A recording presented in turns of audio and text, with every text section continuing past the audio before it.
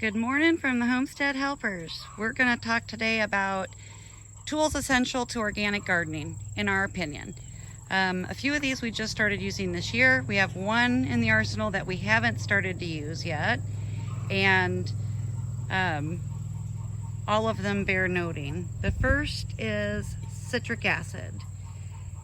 We got ours in this humongous 7-gallon bucket. There's several brands that are maybe a little cheaper that say they're organic, but they're not verified. This is food grade, non-GMO verified, and so we chose to go with what we knew was verified. Do you want to talk a little bit how we're using this for the garden? I think we're adding 1/8 of a teaspoon per 2 or 3 gallons to cut the chlorine and the chloridamides, so that you don't kill the little root systems on the plants essentially, and any good bacteria as well.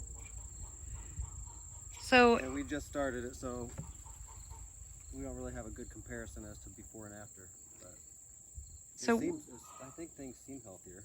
Yeah. Starting to feel healthier. We live on an acreage where we have a well and a cistern, and our cistern is filled from bulk water that we haul from the city plant, which means it is chlorinated. And I don't know why we didn't do this before, but I went ahead and got a kit to test the water and found out the pH of that city water is running at 10, which is not neutral at all and not good for the garden plants. So adding the citric acid is kind of twofold. We get rid of the chlorine, and then also we lower the pH down to a more neutral area. So we're adding about 1/4 teaspoon per 3 gallons, and we're getting the pH down into neutral area. And the second item that we have here, I'm gonna zoom in a little bit because I wish that y'all could smell it.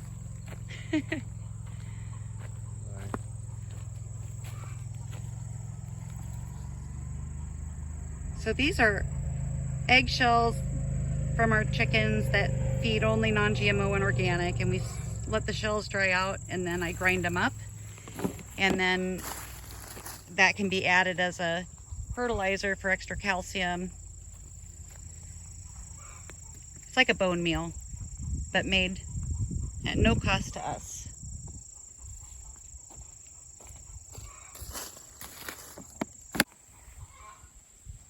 And then we have Alaska fish fertilizer, which we've used a lot in the past. We haven't used as much this year, but they recommend 2 tablespoons per gallon. Yeah. And we probably use 1/3 of a cup per 5 gallons, whatever that works out to.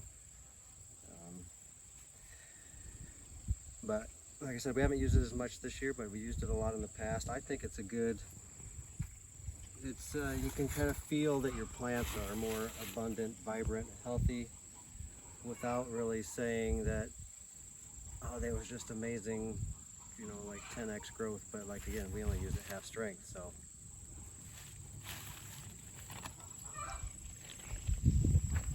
Hi, girls. You waiting for some treats? A little of our history, we used to have an acre in town, and much of that was to garden, and we had inoculated our garden space with mushroom spores and had some amazing benefits from that. And now we've got, well, pretty big garden, close to a 1/2 acre and another 1/2 acre of orchard. And we don't have those mushroom spore inoculation wood all through our garden. So I just found this product called Microblasts. And how are you applying that right now? 2 teaspoons per 2 gallons. So essentially just A teaspoon per gallon. Let's see what they apply 1 to 2 teaspoons of Microblasts per gallon size pot. See, they're talking about. So you add this to your soil. We're adding it with our we're doing it as a topical dressing right now, but we will be tilling this into the garden so it becomes like a part of the soil. So the goal is to decrease water demand because you have more flourishing root system, and once you get this buildup in your soil, it's actually supposed to be a 30% decrease in water demand, which is pretty amazing for us because we've gone over a month without water this summer several times. So right now we're looking pretty good. We're approaching 60 days now. Only because we water on the side. Another way is they say 2 pounds per acre. So you'd only not even use half of this bag for twice this size, basically. But so we're probably putting it on pretty heavy, but we're doing that on purpose right now to try to get some mycelial base, and then add it in with this thing and all the mulch and stuff we've got, which we'll come to later. So the next thing that we have in our arsenal is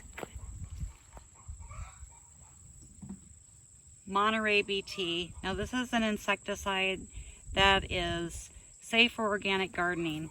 We have not used this yet, but we have had a huge amount of damage to our fruit trees this year. We've been battling the beetles with these Japanese beetle traps, which work real well, but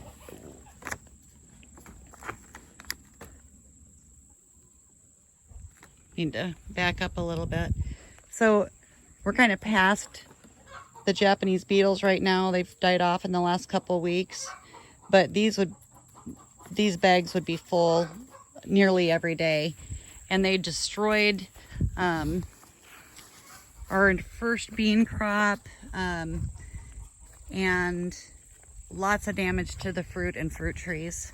And one of the main problems this year was stink bugs. I don't know if we've always had stink bugs. I don't know if they're invasive or what the hell's going on, but we've always had a few, but this year was ridiculous. They affected the corn really bad. They affected the tomatoes, and they added to eating all the trees. Yeah. So if anybody knows a good organic remedy for fighting stink bugs, all right, guys, got a hummingbird over here trying to, you see it? I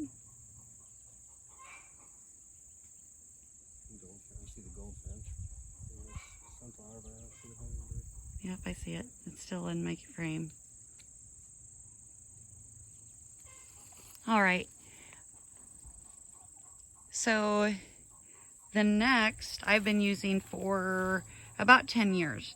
And this is a legume inoculant. It helps increase the nitrogen fixing and it just overall plant health for your peas and beans. Now, this year I couldn't find any locally, and I went ahead and put my peas in without it. Had the worst pea crop we've ever had. It was amazing, wasn't it? Like the pea crop. Like this year? Yeah, how little we got. Yeah. We've never had anything so disastrous. And I did have it in time to put our beans in, and we still have some stragglers here of the last of our summer beans, and then I used it for our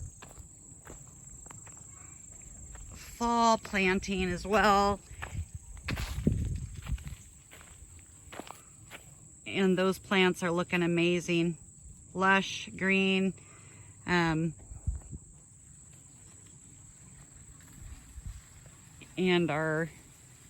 this is the best deal you could find, Mountain Valley Seed Company from where Yep. Amazon. So we can get a little closer up. Yep, can you show the back where it shows? Yeah.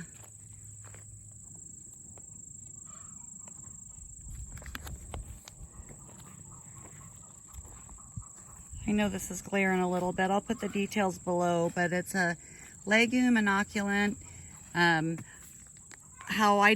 want to make sure that you're putting it in with the seed before you do your top dressing. However, if you forget putting it on, sprinkling it on as a top dressing and watering in would be better than nothing. I swear by it. Once you get an area built up, you'll have benefit from that from like 3 to 5 years. So we rotate our crops. So I basically use it every year for our peas and beans. And the next tool we just got this year, and I don't know why we'd never heard of broad fork before. This is a Lamb's 5-tine broad fork. We've got extremely dense clay for our soil bed. We've been rehabbing this garden ground for about 4 years. So this is the 2nd year of planting, 4th year of rehabbing the soil. And you know, when we till, you end up with way more weeds. We didn't till last year, we tilled this year, and boy, we had a lot of weeding to do, even given the heavy mulching that we use. And yeah, and we had a wet spring, so all the grass seed that we stirred up, because this was just grass and scrub brush before we converted to garden, the grass seed just took over. So we had like literally boggy river through the garden that wet of a spring, and then went to no water basically this summer. And this broad fork can get down and loosen up the soil, but I'm excited to use it for our carrot beds. And you're using it. Well, and you're kind of limited by your weight or your strength. If I weighed more, I could potentially shove this down into the clay a little bit more, but I actually have to slam it into the ground using my shoulders because I don't weigh enough. So, and because the clay, we added sand and mulch and some other stuff. Organic compost, and hay, and straw bales, and wood chips. But this was clay. That's why the clay is literally only like 4 inches down, because that's what we've added. If you weighed more, we could do more damage. So, but you were showing how you were using the fork. That's how much soil we got, and then we're down to clay. Get down into the.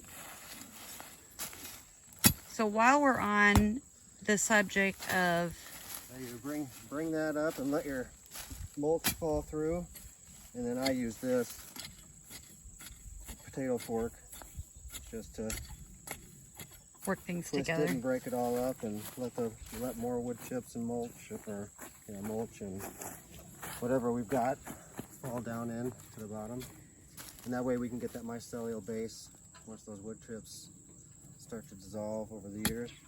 So while we're on this soil reconditioning, we have been trying for years to get a tree service to dump their mulch out on our property. And so far, all of the mulch we've been hauling out here, or mulch that we've done ourselves with the wood chipper. And this year, just real recently, we found a contractor that is willing to give us their mulch, and we are going to have mountains of mulch. So 2 benefits. 1, we can use the mulch in the garden, but 2, we're going to let this decompose into, composted soil. Big plus for the garden. So what looks like 2 big rows of zinnias here is actually our tomatoes. And you wait till your tomatoes get a pretty decent size, a couple feet or more. We just scatter seeds that we save every year, and it makes for a much prettier garden. You get lots more wildlife. We've got tons of butterflies, bees, hummingbirds. And you guys would be seeing more tomato plants in here, but I don't know, some disease took over our plants. We got even with whatever disease it was, we did get a good harvest. But the plants are, most of the plants are good. The hummingbird's just staying right with us. Pretty little bird. Do you see him? So this is very typical. Like I usually pick tomatoes, come out here twice a day because I pick little tomatoes for the chickens for treats. And there's almost always a hummingbird or two, sometimes goldfinch, tons of butterflies. Yeah, this is why you gotta plant flowers with your garden.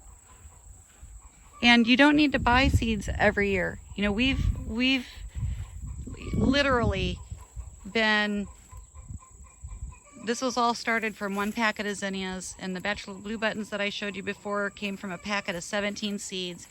Take a little time every year to harvest some of your own flowers and then resow them. And you don't even need like a trellis to grow cucumbers. If you want your cucumbers to grow up something, you can just plant them with sunflowers, companion plant them with sunflowers. And now you're feeding the wildlife and making it easy, self-growing trellis. So here's our sunflower trellis, and the summer cucumbers are about done. Our fall cucumbers are planted. We did use some homemade tomato cages just to block out the root system so that it wouldn't get stepped on. And it gave a little bit of support for the lower vines to grow up. Like this one's all the way to the top. Look at this one. I guess so is that one over there. That one all the way to the top, almost to that sunflower. I don't know if you can see the little cucumber blossoms. We'll still be getting, can you kind of point to that one? This one? Look at that. Yeah, it's got little cucumbers on it. Yep. So that's like up 6.5, 7 feet in the air. So this is the first time we've planted our cucumbers like this, and it will be something we do every year. We absolutely love it. We got a much healthier crop of cucumbers. It provides a little bit of shade. In fact, here's a cucumber right here hanging right in front of my eyes.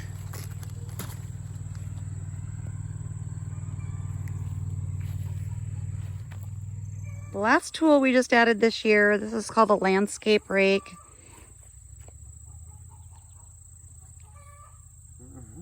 So when we first till our soil and we're trying to get out any big pieces of mulch that are at the top or rocks that would inhibit seed germination and coming through the soil. It's a good smooth, gives you a nice smooth row. And you can also put tubing on, if you want to mark rows, you can slide some tubing on the tines and just mark your rows off rather than having to dig furrows. Like we could have marked out these 4 rows. So this is, Wait, 5 rows. is that 36 inches or more? It must be. So it's about 3 feet.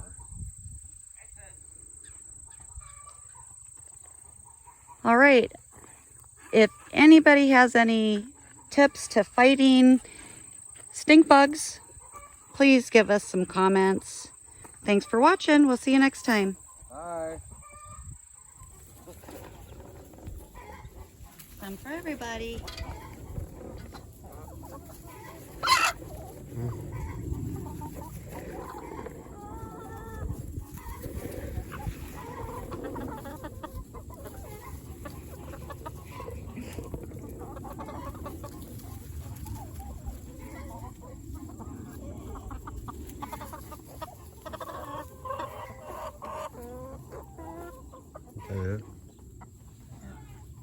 Look at, Man, they just devour them. look at her looking at you. Hey, chicks.